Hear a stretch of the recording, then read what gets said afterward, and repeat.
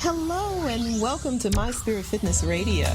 This is a platform created to empower you to live a healthier, happier, and more inspired life.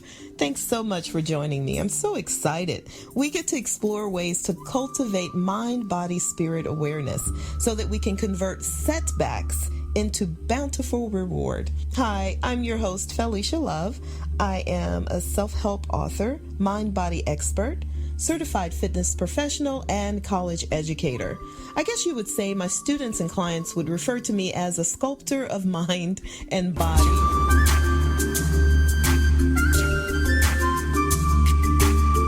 I have a new book coming out called A Brave Leap to Freedom, and it's about identifying toxic relationships and finding your center.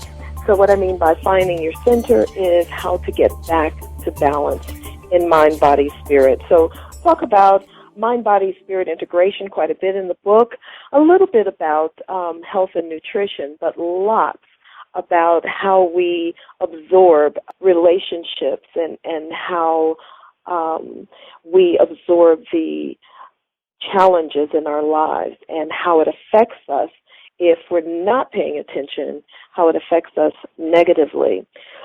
So today we are talking about the subject, how to become your own personal trainer.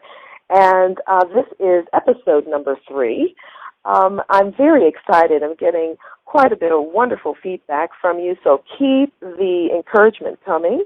I wanted to share with you something that I found just very recently in one of my books. According to the U.S. Surgeon General's office, more than half of the people who die in this country each year die because of what they do. Can you imagine that? They die because of what they do. So, 21% is environment, 16% genetics, 10% health care, but guess what? 53% is lifestyle.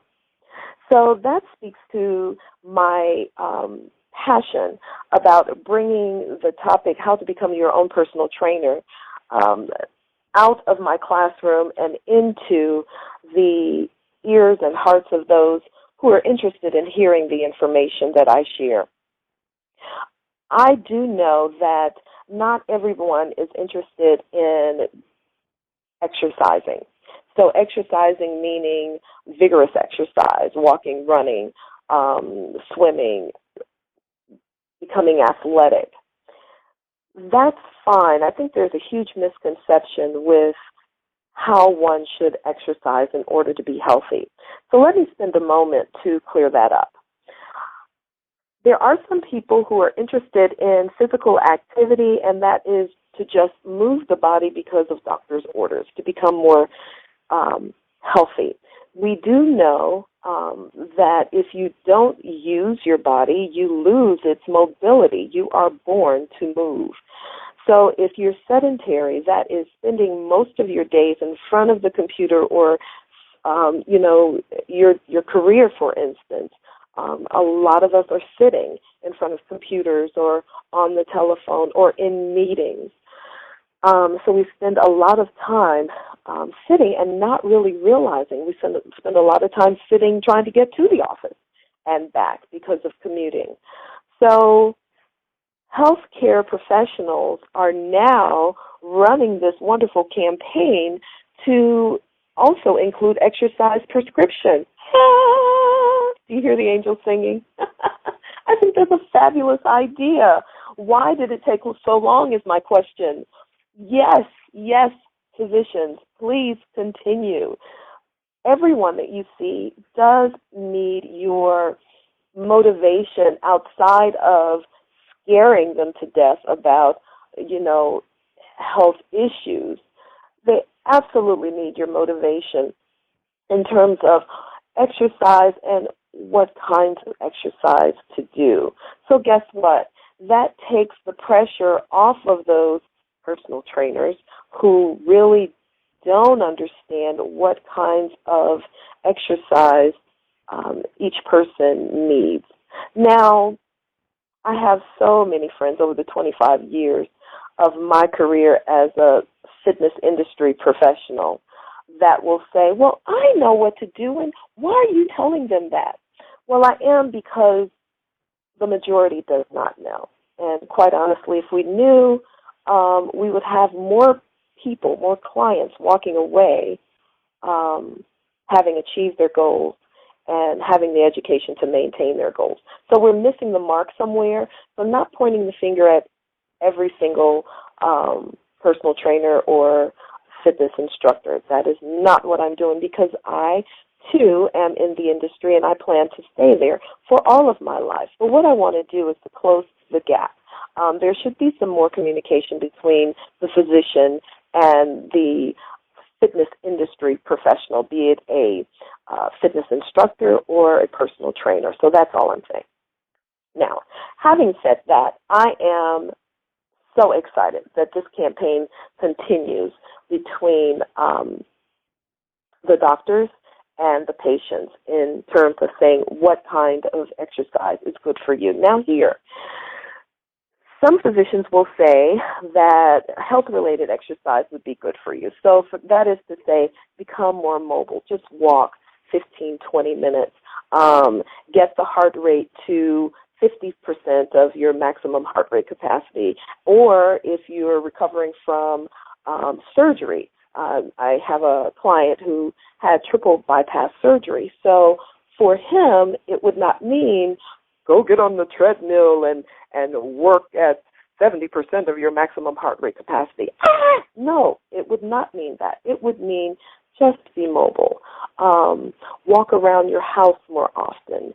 And after you feel comfortable with that, wear a heart monitor and a heart rate monitor and see what your heart rate is saying matched to the physical activity. So it doesn't necessarily mean that you have to hit exercise really hard. It just says, please be mobile. Okay? Everybody understand that? Very good. So types of exercise, I just mentioned walking. What I would say is no matter who you are and how fit you feel that you are, everyone should have a heart rate monitor for exercise. Everyone. Because the key is to make sure that your heart is not overworking. That is, you're not over-exercising or under-exercising, but you're in that magical target heart rate zone for health. My philosophy is exercise to feel good. So, I come from the old school where, yes, I did wear leg warmers. I'm embarrassed to say. No, I'm not, because it's coming back. But I come from the old school where we did high-low impact aerobics. Remember that?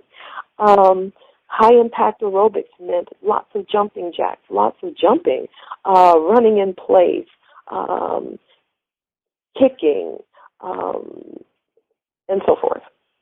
So while we had packed classes back in the day, we did take heart rates, which I don't see very often in some of the gyms, and I have to say, I'm going to have to do a, little exercise police patrol in some of these gyms, because I'm just alarmed at the fact that physical exercise is happening, but nobody's stopping to take a pulse rate. Hello, people.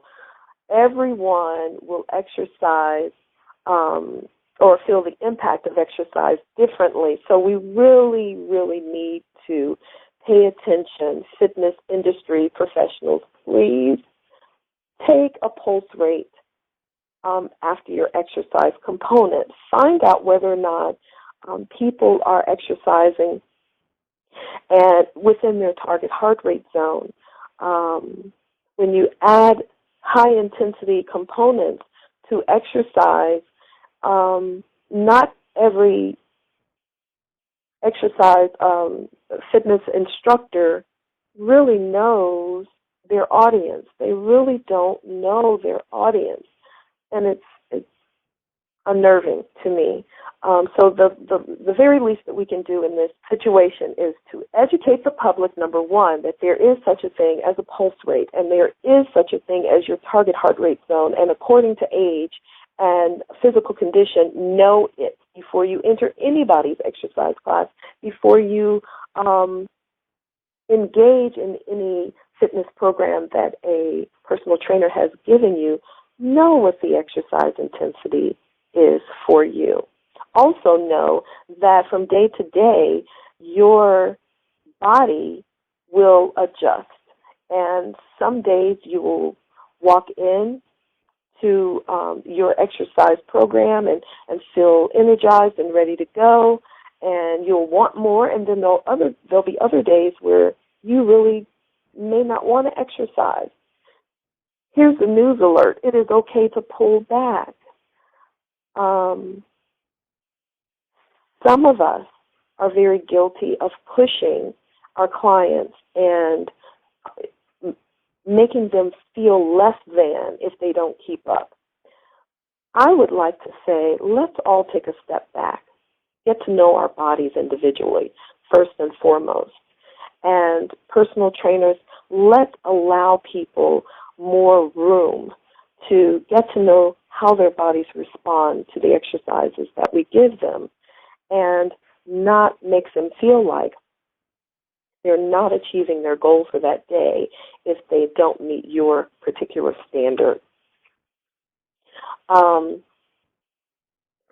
very passionate about this element because that, I believe, is one reason why we have such a low exercise adherence rate in both gyms and on college campus wellness centers and personal trainers with private clients. The exercise adherence decline comes from us missing the mark.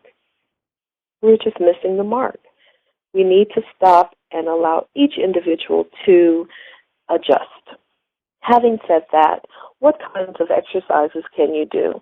It could be structured exercise and planned, or it could be repetitive body movement to improve or maintain your exercise goals, your outcomes. So that could look like walking a half block, then walking a full block, then walking 3 blocks. Not in one day, but getting to know your body and how your body responds to the distance, and then pay attention to the distance matched with speed. And you really don't have to worry about any of that if you have a heart rate monitor. So there you have it. All right. So let's talk a little bit about food intake, because I have quite a few students who are interested in detoxing. And historically, my clients have been interested in it as well, not because they really feel like it's a good idea, but more because they heard it, it was a good idea. Be educated, people. Here we go. A healthy lifestyle includes exercise, as I just spoke about, to feel good. Motivation, which is why I'm here and which is why I encourage you to find people, friends, your physician, any professional fitness industry professional, anyone to motivate you to stay on track. So what does stay on track mean? It means to eat foods that are low in chemicals and eliminate as much as possible processed packaged foods. What's processed? Anything in a box. I shouldn't say anything in a box. Anything in a box where you stir, add and stir. That's processed. What we need to do is to pay attention now to whole foods, fruits, vegetables, grains, and learn how to cook them so that they're pleasing to our palates, okay? When you're talking about detoxing, here's a news alert. How about detoxing from those things that provide more exposure to chemicals? How about detoxing from, like I said, processed foods or alcohol or caffeine or nicotine? How about